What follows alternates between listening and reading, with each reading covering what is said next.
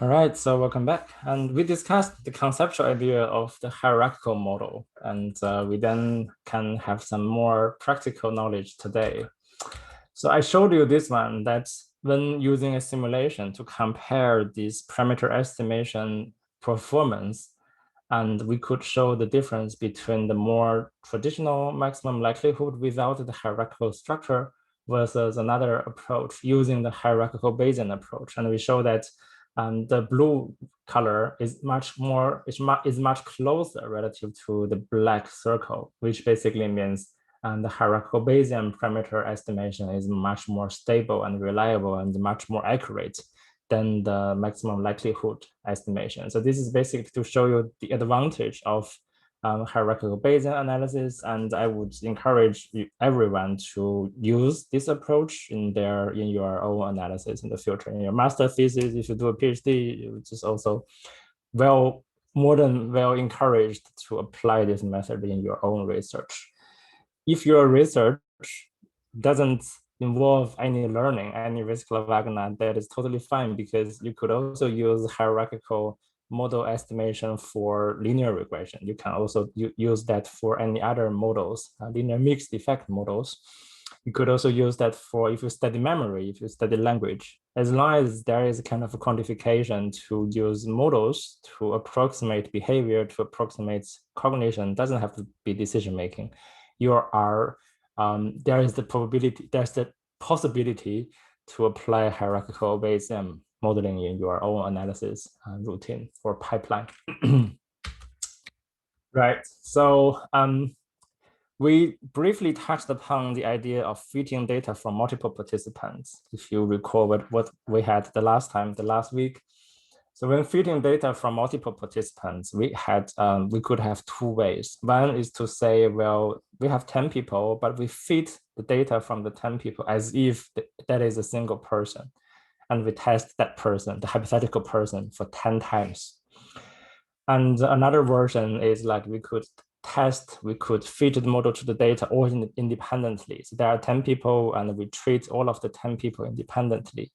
And both of the two versions, they're not ideal. So the first one is obviously biased towards to collapsing the data across like your participants, and so that it becomes one single data point, which is super biased.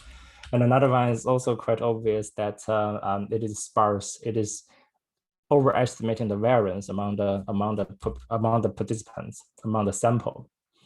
So a kind of a solution to this kind of challenge is that we could be able to combine the two approaches. So there's the one dot version, there's all independent version, but why not we say there are two levels. One is governing the commonality among the individuals. So if this is the individuals, healthy young participants, there are some commonality among them. At the same time, there are individual differences. Why not like retain both of this kind of information, group information, population information. At the same time, we also have the individual subject level information. So this is conceptually how that looks like. We have the individuals, but on top of that, we are assuming we are introducing another statistical or probability distribution such that we assume all of these individuals, they are coming from the same population, right? They're coming from the same distribution. And this idea could apply to many kind of research studies. We could say we have healthy participants versus something like a patient, Alzheimer, autism, schizophrenia, for example. And we could also have between subject design. So we have treatment condition, and we could also have control or placebo or whatever condition you have. Okay, so this applies to many research, and this is indeed relevant to many of our studies. And you see here, if we are applying this group level distribution, like look at maybe these dots here, you see introducing the group level distribution, the so-called outliers, they are also regularized towards the center of the group distribution. So the so-called outliers, they do not have so much impact of the data analysis because they are also governed or regularized by the group level distribution. So conceptually, that's as straightforward as that. Hierarchical model, why we call it hierarchical model? Because there are hierarchies, 2 levels at least, right? We have the individual level and we have the group level, so hierarchical. And here is another way to illustrate the same idea. Say here we have the individual levels, and here we have the group level, right? So when fitting and parameter, when fitting the model to the data, we have the individual data point, we have the individual parameter, and this individual parameter is also controlled or governed or regularized by the group level distribution. And this group level parameter is also going downwards when other individual level parameters are estimated, okay? So if you focus on each single parameter from one person, it is supported by the data from that person. It is also supported by the group level information, okay? For each single parameter, it is supported both ways, from the data and also from the group level distribution. And from the perspective of the group level parameter, they are supported by all of these individual parameters. Okay, so everything, every individual level parameter is supporting the group level parameter. And you see here, there's the arrow, here there's the arrow, there's the arrow, here there's also the arrow. And that means when we are fitting the model to the data, everything happens at the same time simultaneously. So all of the individual parameter and the group level parameters, they are estimated all simultaneously. This is how that works. So all of this individual level parameter and the group level parameter, they formulate a joint, quite complex, multi-dimensional joint parameter space composed of both individual level parameters and the group level parameters. And our MCMC sampler, our MCMC robot is trying to, like, using the decision rule of the MCMC robot, trying to find out the parameter in the parameter geometry, where is high, where is low, the density, to estimate the posterior density of the parameters. Okay, this is what we are like trying to do for the analysis. And the most common hierarchy is simply the normal distribution. So we assume a higher level group level distribution, and we assume all of the lower level individuals are sampled from this population level. The most common one is simply the normal distribution. And for the normal distribution, not surprisingly, and everyone knows about that. So we have here, this is normal, right? Normal, kind of. We have the mu parameter, which is the location of the normal distribution. We have the sigma parameter, which is the standard deviation or scale parameter of the normal distribution. So this is that group level, and all of the individuals, they are following this group level distribution. So to give you a little bit more illustration, visualization, we have this one I showed you. We have that one. So group level distribution, individual level distribution, the individual levels, they are following or they're sampled from the group level. And you could also see another kind of illustration. So the group level distribution, the individual level distributions here, they might also have their own shape. So some of them, they're not even symmetrical, which is totally fine as long as all of those individual guys, they are following the group level distribution, okay? And last but not least, and what I'm trying to say here is, like, because we are using a normal, right? This is the group level group. Those guys are the individuals. These individuals are following that. But for this group person, group distribution, we need to have the mu, right? We need to have the sigma. Because we are doing Bayesian statistics, everything has to have a prior. we need to have the prior for the mu, and we also need to have a prior for the standard deviation parameter. And these two, they are called like hyperparameters in the literature because they are the parameters of the parameters. So they are called hyperparameters. Questions? Does that make sense?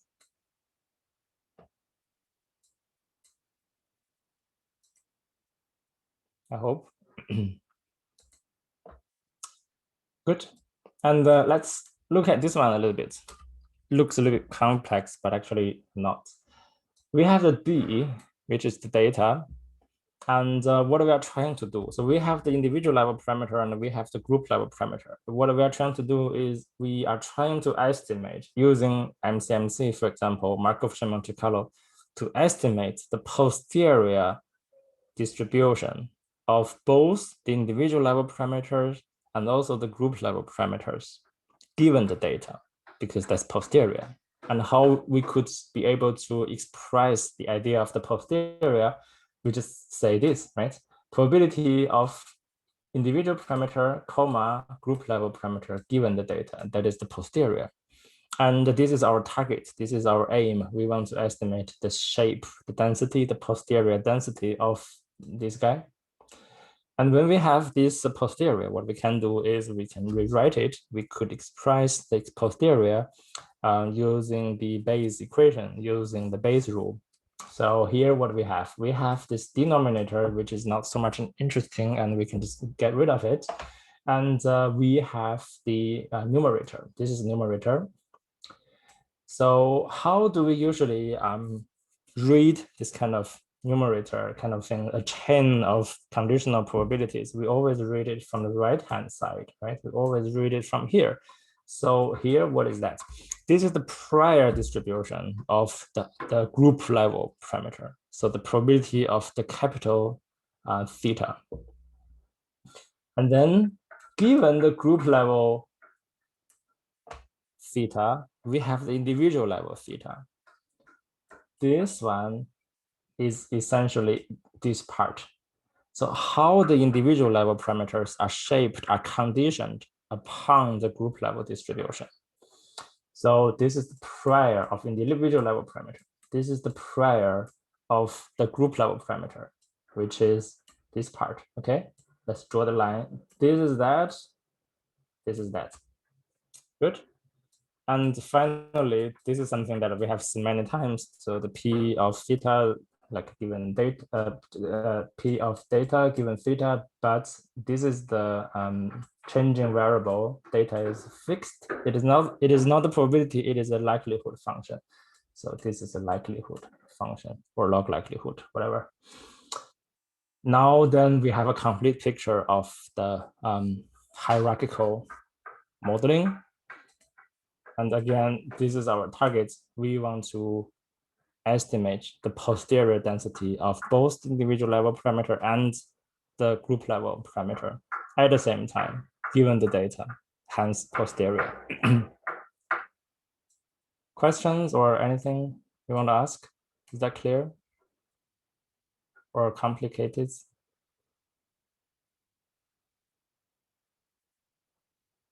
All good?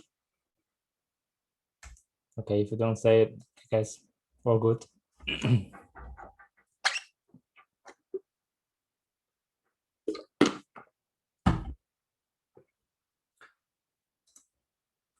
And then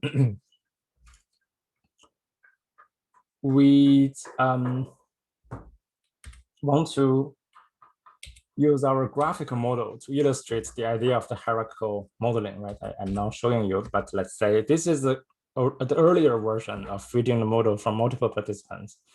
And quite importantly, we are fitting each individual separately or independently. So this is the trial loop. This is the subject loop. We have the parameters, and each of the parameter, they are corresponding to one participant. So subject one, we have a combination of learning rate 1 with tau of 1.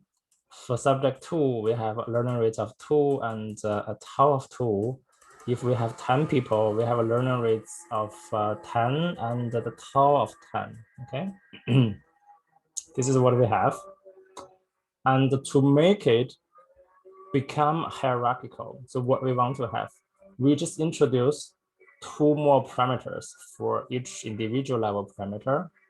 We have the mu, we have the sigma for the alpha, for the alpha. At the same time, we have the hierarchical structure for the tau parameter as well. So we have the mu of tau, we have the sigma of tau, okay? So both of them, they are normal distribution at the group level. And then all of the individuals, they are following this group level distribution. Right, and then this is essentially the animation here. So we have the group level structure. And then as simple as that, we could move on from the individual fitting to a hierarchical fitting, which sounds in the beginning quite tricky to understand, but now you see what I mean. So we are essentially introducing another layer of the parameters when fitting the model to the data. Okay, good. All good. Questions? No? Okay. Then what we want to do next is we implement it. So here, let's say we want to model our data from 10 people. But maybe let's take one step back to see how did we get here. So here we started from this simple Wagner model for 1 participant, which is not really the case in reality because we have data from multiple participants. At the beginning of today's session, I said there are multiple ways to fit multiple participants. One is to treat as if they are a single person. The other one is to say all of these people are independent.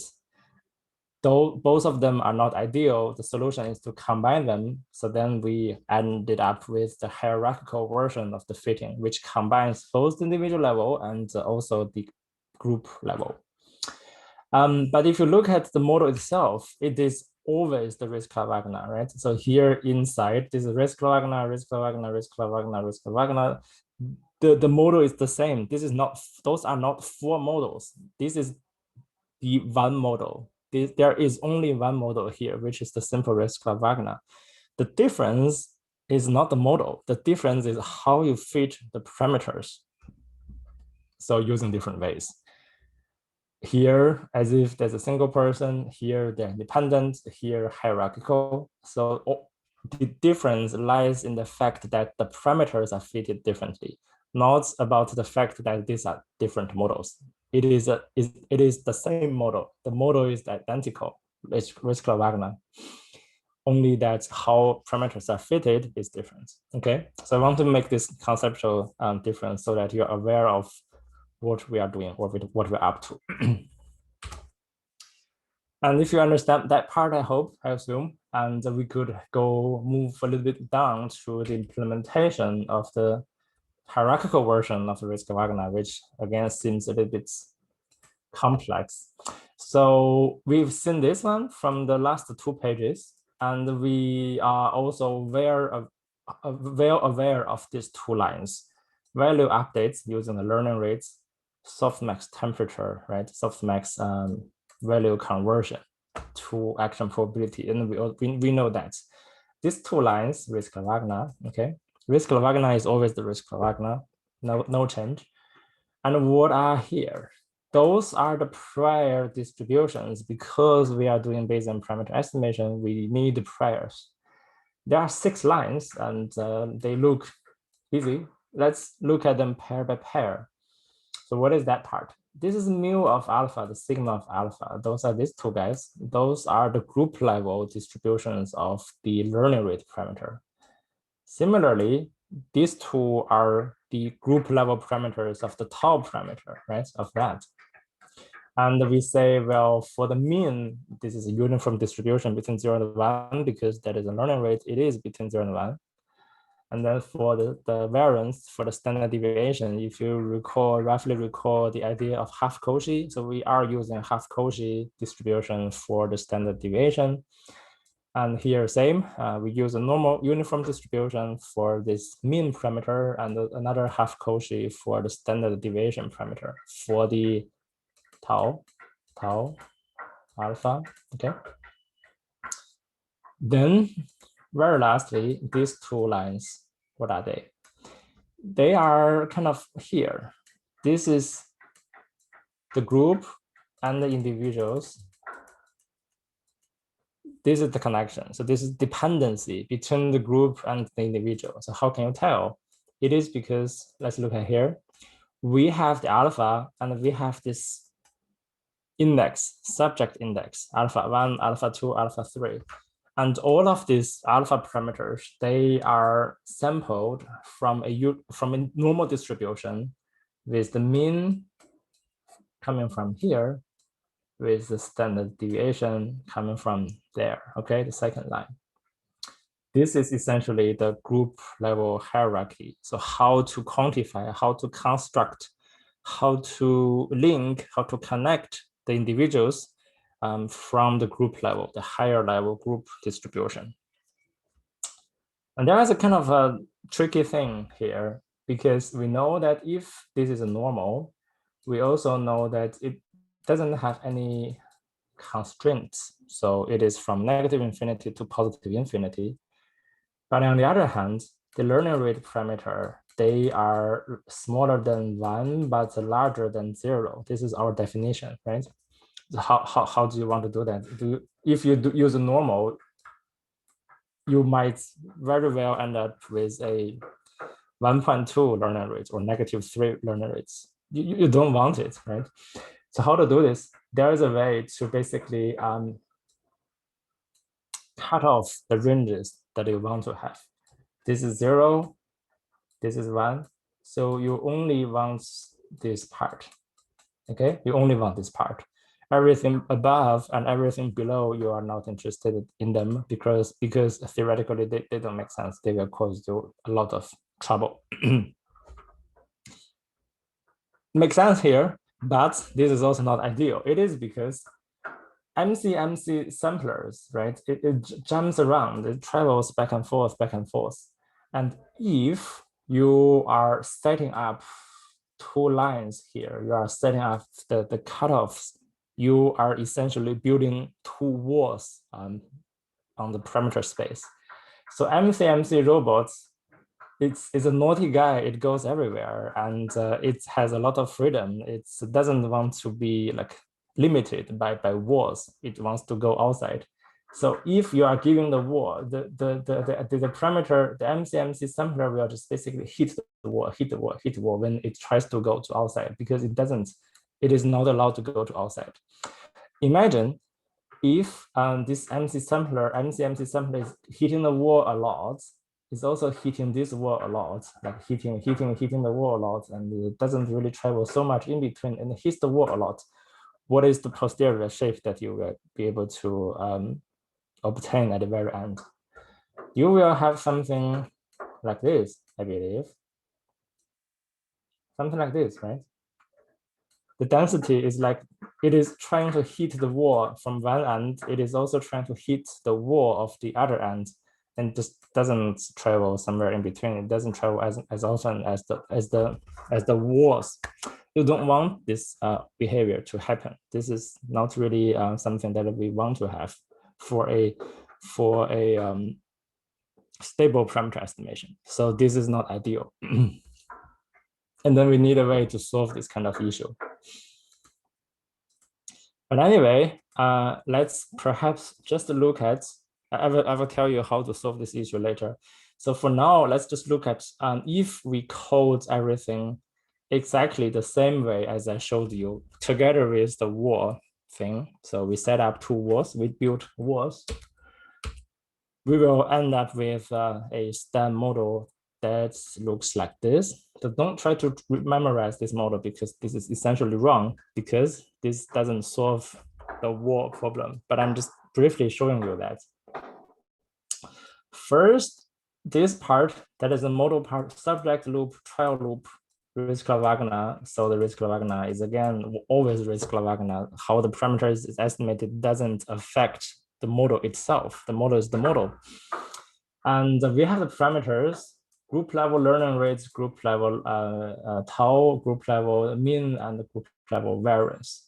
Those are the individual level parameters, right? If we have 10 people, then this will be just 10 learning rates from 1 to 10. And we have this line. Let me clear this a bit. This line is the same as here. This line is the same as here. This line is here. This line is here, right? So we are just essentially translating our model from equation to code, okay?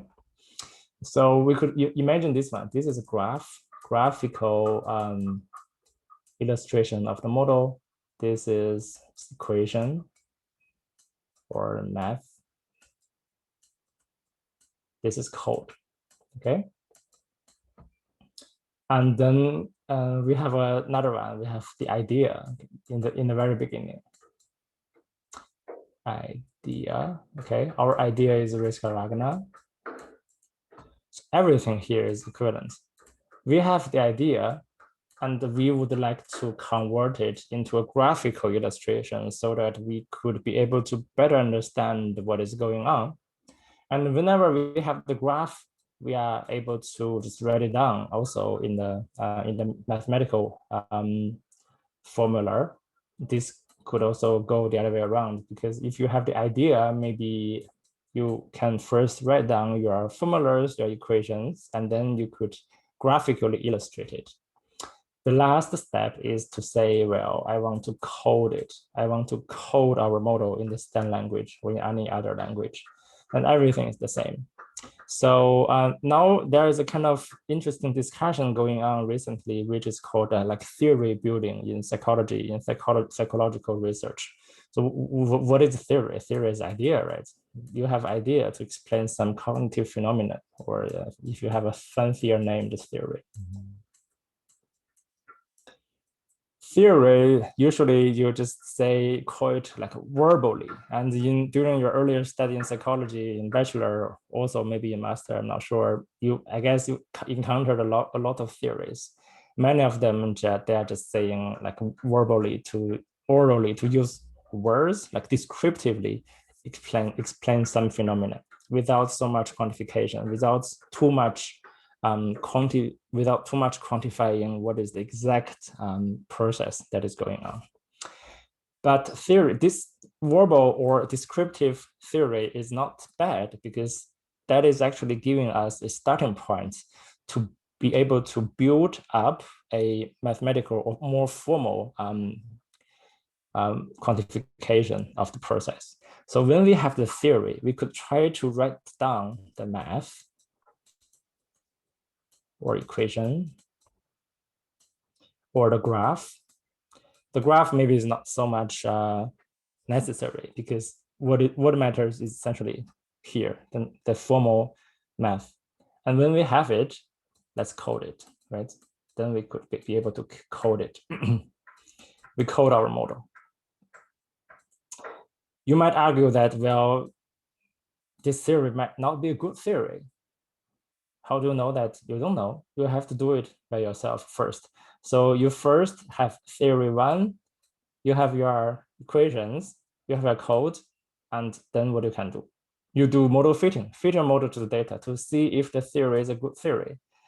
After model fitting with the code, if you find out that this theory is not a good one, then go back from theory one to theory two, theory three, until you are rather happy. You have your own maybe internal standard to find out, to judge for yourself, which is a good theory, which is not. You have kind of a performance. If imagine that this is a performance bar, this is no performance, 0. This is brilliant performance. What I want to draw here, this is brilliant performance, okay? And let's say this is your threshold. Your kind of threshold as a researcher. Your theory one could reach maybe here. Your theory two could reach here. Your theory three, fantastic, it goes here. It's still not so optimal. You could also imagine that there might be another theory, theory 4, theory 5, that is better, that beats all of the previous theories. Maybe that's not your job, that's maybe your colleagues and some future researchers' job. But for you, as long as you are happy that your current theory is above your internal threshold as a researcher, you are using your domain knowledge in the current state, you are happy, then fine. This can be like the intermediate stop signal for yourself to say, good, we have a theory 3, everything's fine. Starting from there, maybe in the future, we can build up another theory, which essentially means your internal bar, your internal criteria is also higher, right? You want to build yourself, you want to propose, you want to come up with new theories. Right. This is a little bit detour to talk about the theory building. But I guess that's quite important. Questions?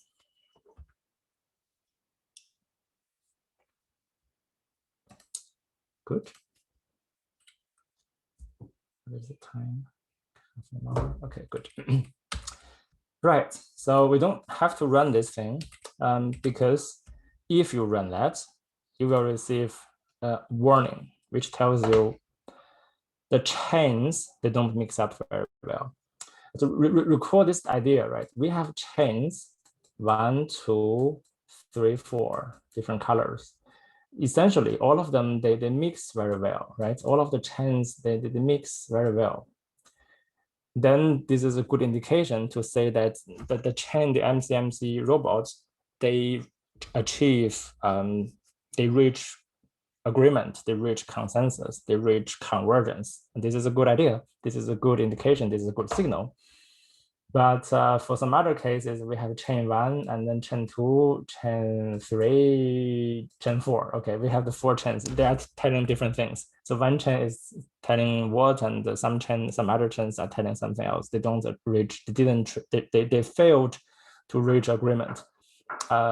In like this kind of STEM terminology, this means there are divergent transitions. They diverge. There are discrepancies between the chains. This is not good. We don't want it. And why this happens? One of the most important reasons is this. So we are setting up walls. So we are arbitrarily deciding 2 walls that separating a continuous space into a like limited space, limiting between 0 and 1. So the parameter is trying to go outside, but we didn't allow the parameter to go outside. And then this is the main reason we see that here, divergent transition.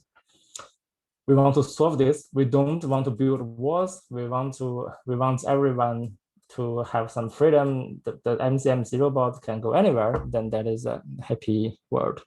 And in the next session, I will tell you how to build a happy world for the STEM, for the MCMC sampler. Right. There's a question asking, is sigma always a half Cauchy when it is a normal distribution? Not always. You can have whatever distribution you like. So the question is like this. Regarding, we have normal, we have the mu, we have the sigma. So our approach to define the half Cauchy pair 0, 5, for example, for that, right? This is not a must. You could also have something called a gamma distribution for the sigma parameter, for the normal distribution, or you can have something else, as long as your parameter is positive, right? Because the standard deviation parameter is positive. That is the only definition.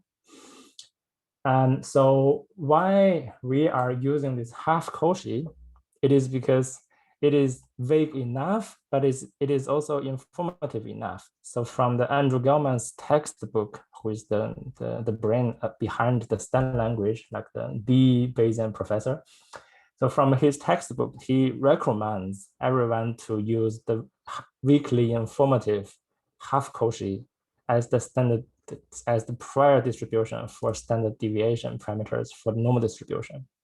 Okay, so you don't have to, but it is recommended. This is how I can tell you. Practically, what that means, you just use it, right? As long as you have another reason to justify yourself that I don't want to use half Cauchy, I want to use something else, then yeah, use it, because whoever used that, they have a good justification. I follow. If not the case, use half Cauchy. This is always good. It is also easier to explain to reviewers. Now, again, the scenario. So you are an author of a paper, you used your modeling, and you used a different prior distribution for sigma. And then you send your paper out, and then the review comes back. The reviewer number 2 asks you, hey, author, blah, blah, blah, why did you use this prior rather than the more standard, more common half Cauchy weakly informative prior recommended from Andrew Gelman et al. 2013 textbook doing Bayesian data analysis? So use that. Great.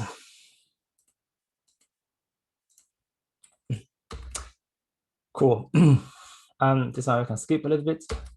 And here we could also, well, maybe we can discuss that a little bit.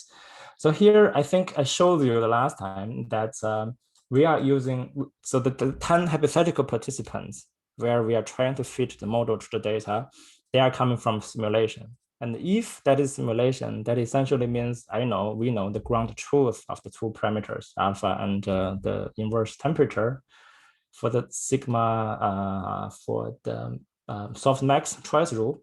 So here, those are the ground truths. And we would like to have our model fitting results to be resembling the ground truth, right? Otherwise, how can we make sure that the parameters can be recovered? This is in the video fitting I showed you last time when I was also introducing the violin plots. You see here the variance of the 2 parameters. They are larger than the true parameter. And when we are using the hierarchical model fitting, you see that it is much better relative to the true parameter. But you also see that the variance is also a little bit much more slower than the original one. So one of the reasons is also because there's a wall and then it tries to go outside. And we also want to solve that. But regardless, we see the improvement regarding the variance. It is much more reduced because we have the group level distribution, and then the individuals, they are regularized towards the center of the mean, which is the key message here. Make sense?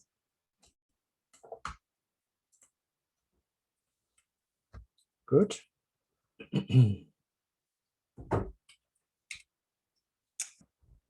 And another one I would like to show you is here. I told you that because we are doing simulation, we know the ground truth. What are the ground truths? Those are the ground truth, okay? Those are the parameter fitting results. So if you compare the green color, if you compare the blue color, you see that our true parameters can more or less be recovered by our parameter fitting, so which is a good sign. So here's 0.58, this is closer to 0.60. And the standard deviation is 0.09, which is a little bit smaller, but closer to 0.12. So here 1.56, closer to 1.5, 1.54, close to 1.5. Here 0.22, close to 0.2, right? This is how we are able to get back to the original ground truth. Great. I'm not sure if you follow me what I'm saying, parameter recovery. I can show you one example. Say if we have a normal distribution, 0, 2, right?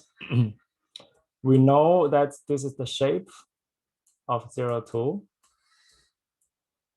If we randomly generate 1,000 random samples from this distribution, and then we do a histogram, it will also be like this, right?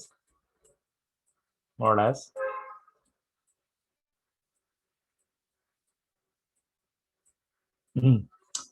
Random samples, 1,000 random samples from here. As long as we have the random samples, the histogram, we could also be able to estimate the density of this normal distribution. And then as long as we also have the density, we could calculate for the green curve, what is the mu parameter, what is the sigma parameter.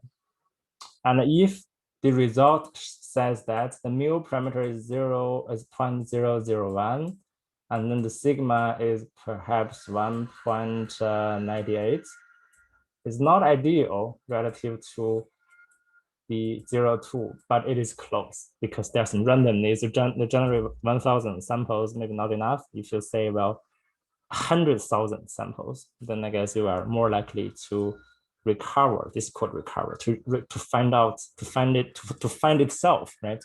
To find out itself during this process. And here the same, we are using these parameters to generate choices, blue, yellow, and we feed with Wagner. We want to know if our model fitting scheme could be able to find out the original ground truth here. This is what we want to do. But this is only for practical or educational purposes. In reality, do we have this ground truth? We don't have this ground truth. But now we are just trying to illustrate or to demonstrate that when the ground truth is known, what is the better approach? And then in reality, although we don't know the ground truth, but we are focusing or we are practicing the best approach, the best practice, because it has a much higher possibility to be able to find out the ground truth. See what I mean? That makes sense? Good. Right.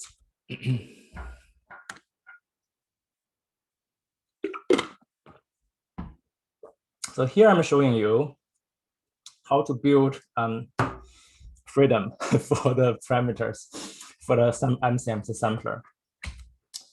There are multiple ways to optimize your stand code so that it becomes a free guy and free person, free sampler. So there are multiple ways, and I'm showing you one by one, and I will be focusing on the last one, the reparameterization. This is the focus. Say the first one we've seen that one time to pre-process your data. What does that mean? So Stan is a programming language where we do parameter estimation, and we do not want Stan to do something that we can already do in R or in Python. So the message here is do as much as you can outside Stan, and then only ask Stan to do the heavy duty work for programming, for the parameter estimation. Everything outside, if you can do it outside. Everything else, if you can do it outside, then Stan is only working on the parameter estimation, okay? And this one is a little bit tricky. So how can you specify a proper model? This depends a little bit on the literature, on also maybe your knowledge of your supervisor. And one practical advice that I can give you is this one. No, this one. So both of them are important, but maybe this one is better to start with. So here, what does that mean? So if you read your literature and you found out that your experimental design is so much similar to a paper that is published in Neuron, for example, 2018, and then there are 5 candidate models, you would also want to replicate their findings. And their model 5, which turns out to be the most complex one, is the winning model. And you ask yourself, maybe I should start with model 5 because that is the winning one, which is something that I would against because that is the most complex one. You will also make a lot of mistakes because that is complex. Let's assume that these original authors, they didn't make everything publicly available online. You cannot reuse their material, and you emailed their original author, the author didn't respond to you. What you can do, well, you have to code it by yourself. So start with the simpler one, right? If this paper, there are 5 models, first code this. When this is working, moving to the next. When this is working, moving to the next. When this is working, moving to the next. The advantage of doing this is quite obvious, because if this is working, and from model 1 to model 2, maybe you only need to add 5 lines. And if you are testing model 2, and if model 2 doesn't work, but model 1 does, that basically means here you made mistakes, not here, because you were already sure that model 1 works without problem. Adding 5 more lines cause you trouble, then that must mean the 5 additional lines somewhere is wrong. So go to that 5 lines to debug. On the other hand, if you say you are coding from model 5 to begin with, there are 112 lines in your stand code. Everywhere can go wrong, right? You don't know. That is also very difficult to debug. You just get frustrated. So don't do that. Start from simple and then build on complexity. This doesn't only apply to our modeling here. It applies to anything that you are doing. If you do some analysis, your supervisor asks you to do this and that analysis, which is fancy, which is state of the art. Yes, do it. But before that, you do some simpler analysis, t-test, ANOVA, which is not bad, right? And then do something a little bit more sophisticated. Right. Then the next one is about vectorizing. So when we were talking about the language features of Stan, we were talking about Stan is a language that supports full vectorization. Vectorization means you don't have to write a loop to just looping from element 1 to element 100. You can do all of the 100 elements all together. So one example is like this. Then all of the visualization you don't even have to see. So if we have a vector of 100 elements, the vector is called V. And if we would like to say, well, all of the 100 elements, they are following a normal distribution between 0 and 2, okay? What you can do in the first place, well, we write a for loop for 1 to 100, the V of I, okay, this is I equals 1 to 100. The V of I is following normal 0, 2. You are doing this for 100 times. It turns out that you don't have to do it because V is a vector. A vector is able to be sampled from a normal distribution.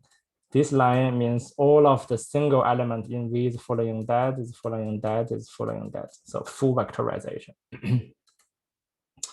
Then examples are quite trivial. We've seen many of them, so you can skip. This one is the most important one. I hope that I can cover that in the next 15 minutes. So reparameterization, what that means? It's like paraphrasing when you are writing an article or when you are doing some translation. So if, let's say, you wrote something first originally in German, and then you would like to translate it into English. And the first thing you can do is simply you do a word by word or sentence by sentence, phrase by phrase translation, just direct translation without considering too much. And then you finish your first attempt or first translation. And then what else you can do is like you have to review it, right? You have to read it one more time to try to find out where it can be improved, where it can be revised, where it can be paraphrased, because there is obviously some difference, some terminology, wording, grammar difference between English and German. The first one you did maybe is not incorrect, or maybe it is correct, but it feels a little bit weird. It doesn't sound like how people would usually say. And here in our modeling, it's the same idea. We have the mathematical equations, we have the idea first, and we have the math second, and then we have the model of the third. You are translating the math to the code. You are translating from German to English. You first do a direct translation, rough but complete, makes sense but not optimal. And then you review it. You are trying to find out where it can be improved in the second round of coding or second round of translating. The second round, it must be a better version, right, compared to the first. So here the same, paraphrase your model. It conveys the same idea, like semantically, but it looks different, and it also reads better for you, for the reader. And now our reader is the computer, right? Computer will have an easier time to understand the better code that you are writing compared to the first but rough attempt you are doing. Okay, so this is conceptually what we are doing. We optimize our translation from German to English. We optimize our translation from math to code. So how can we do that? There are some principles, and let me first show you one example to tell you this is the math, and we will do a code, and then we revise our code. This guy, normal y03, this just means a normal 03, right? Easy. Y is following that. And this guy, what is that? This is x, xn is following a normal 0, e to the power of half of y, okay? So this. And all of them are multiplied all together. So this means the x and y, in total, there are 10 variables. They formulate a 10-dimensional space. This is a complex one. You don't even know what that is. This is just a standard classical example to illustrate parameterization in the stand text file. So don't feel just worried if you don't understand what I'm trying to say. What you can try to understand here is the visual representation. So here, the graphical illustration of this kind of giant mathematical equation is like this. This is the standard, this is the statistical distribution from this thing, whatever that is. And it has a name. It means like Nail's funnel. This is because that looks like a funnel. This is narrow and this is wide, okay? This is the shape, it's a weird shape. So here, don't even worry, don't worry. But let's just look at the graphic illustration, the visualization. We have MCMC, recall that. And the MCMC moves from one location to a next, the MCMC robot. It moves one location to maybe another next location. What is the difference here? The step size is different. It can be small, it can be large. And we have the trouble here. So if we have a small step size that works pretty well for the lower part of the distribution, it might be too slow for the upper part. You get stuck there. However, if you have a step size that works pretty well for the upper end of the distribution, then it might be too large, right, for the lower part. You see what I mean? So there is not a uniform or unified step size that works for both lower and upper end of the distribution. So this causes the problem. And if we are like try to code this model, it's essentially quite straightforward, much easier than what you think. So we have the y, normal 3, we have the x, normal, and then this. This is the direct coding, right? This is the direct translation from German to English, the first attempt. Everything's good. But it doesn't work well because of the shape is tricky to be sampled from. And I'm showing you something here. I'm showing you this. We are coding this Niels funnel from the original math to the code. This is the direct modeling. So the first attempt, first translation from German to English, it doesn't look nice, right?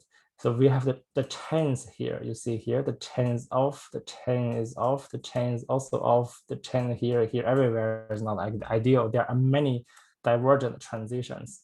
And the R height, if you remember the R height, 1.05 is usually the cutoff to say, well, everything below 1.05 good, everything above not good.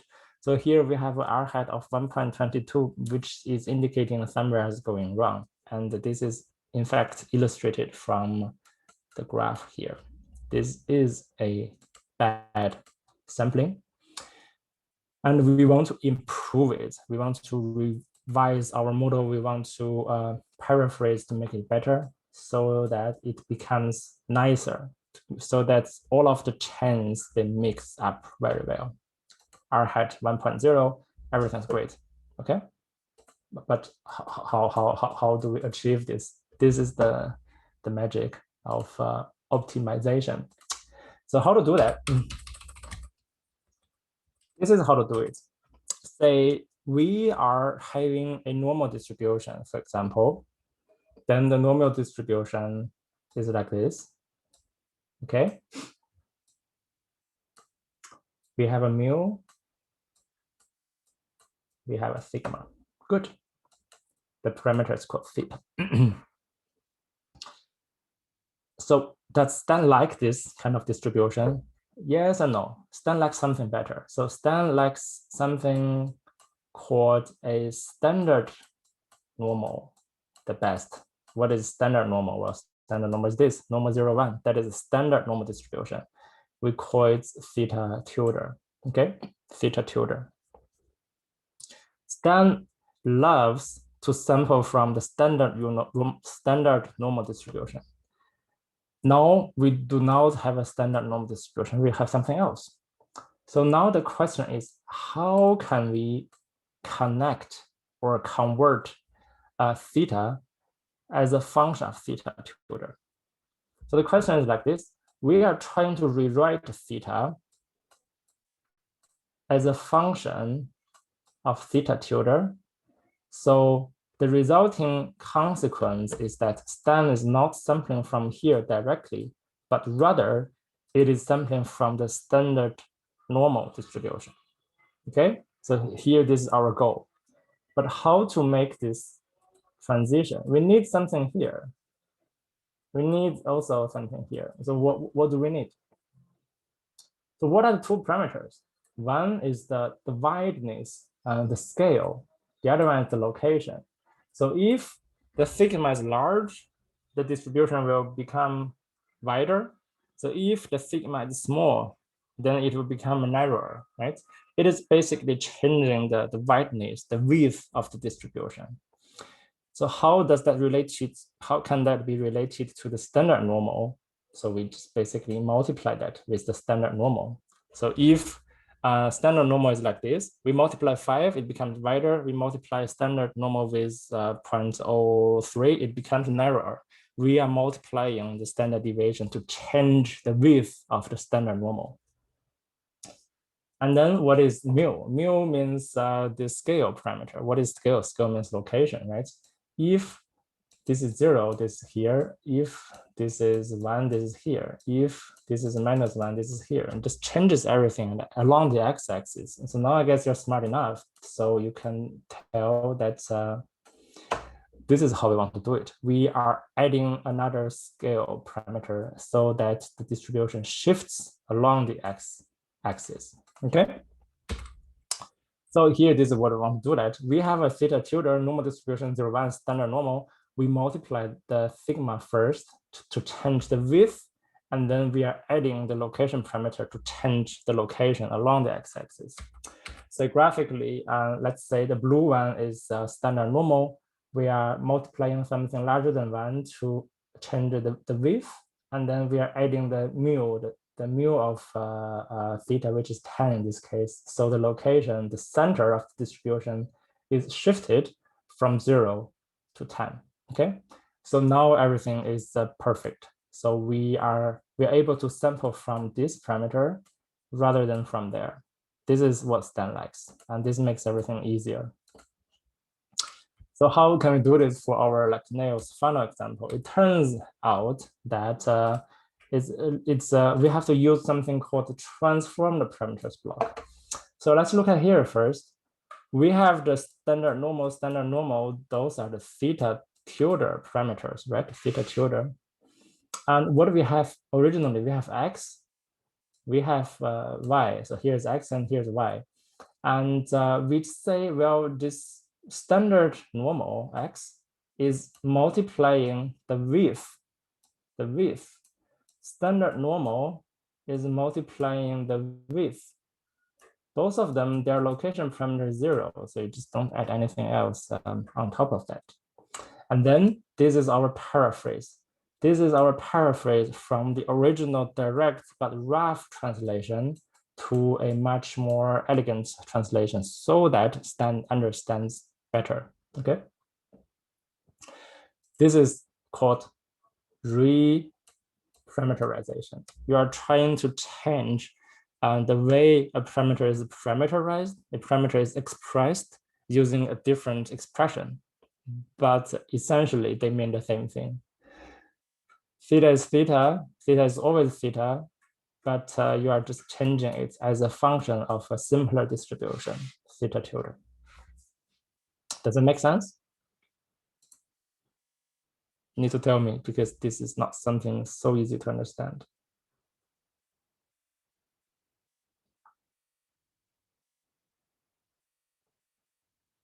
Oh, good.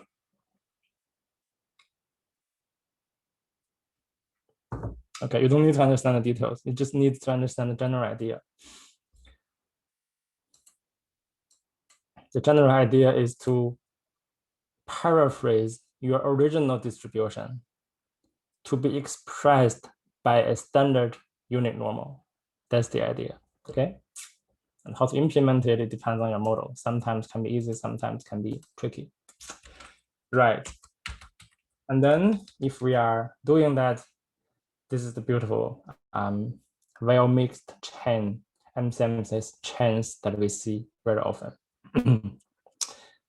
I need like 3 more minutes to finish this. So what is that in the middle? What is just the direct model? And I need to explain that a little bit and then we can finish. So if you run a model, if you receive a warning, the warning will tell you, well, something happened, you have that many numbers of divergent, then you have to increase adapt delta. If you remember what is error message, then what is the adapt delta? So all of them are Stan sampling parameters. And in fact, there are 4 like iterations, adapt delta, step size, and the maximum tree depth. Iteration is simple. Like originally we ran like 2000 samples. If we want to run a model to increase it, to ask our model to sample the parameter space as much as possible, what we do, we increase it, right? Maybe 200 samples is not enough. We run like 4,000 samples, for example. And then what is the delta parameter? This is kind of original, like initial acceptance rate. So remember that the MCMC rule, the MCMC robot, it makes proposals to go to the next or not. And then there is a kind of a acceptance rate. Does the MCMC robot accept this proposal or not? So initially it is 0.8. But if you would want your MCMC robot to travel like the parameter space as much as possible, that means just try to accept nearly every proposal as possible, right? Nearly try to go everywhere. So what to do? You just increase it. This is easier to understand, step size. And if you want your sampler to travel the parameter space as much as possible, what to do? You will decrease your step size, right? If you just decrease it, you have a small step. It tries to explore the area like as much as possible. Imaginably, it will take more time because each time it only goes a very small step. Next one, maximum tree depth. This is a little bit difficult to explain, and I don't want to explain. So what you can do is actually, like in practice, you increase it. It's okay. So default is 10, maybe you want to change it to 20. Step size initially 2.0, and you can change it to become 1.0. This acceptance rate, you can change it to 0.99, for example. This one, 4,000. Those are the things you can change. You can change it here and here and here. Those are the things you can change. But pay one more attention. What I told you, these are some details. Maybe you don't want to remember or memorize, that is fine. So just pay one more attention. Adjusting this doesn't mean optimizing your code.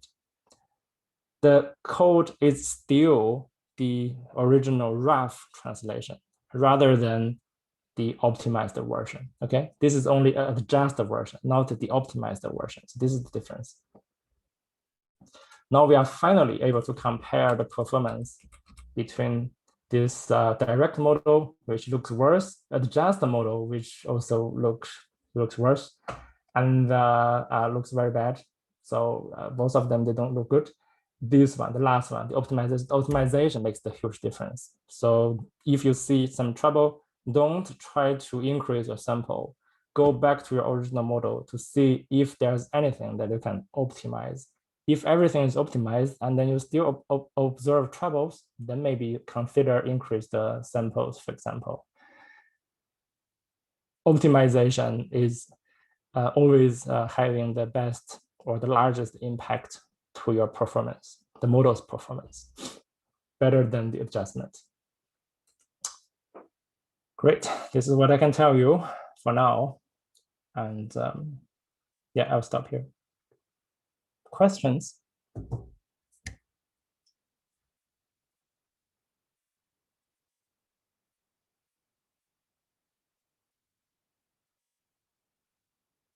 Or not?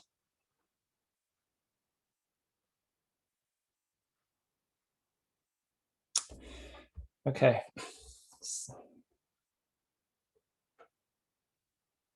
Good.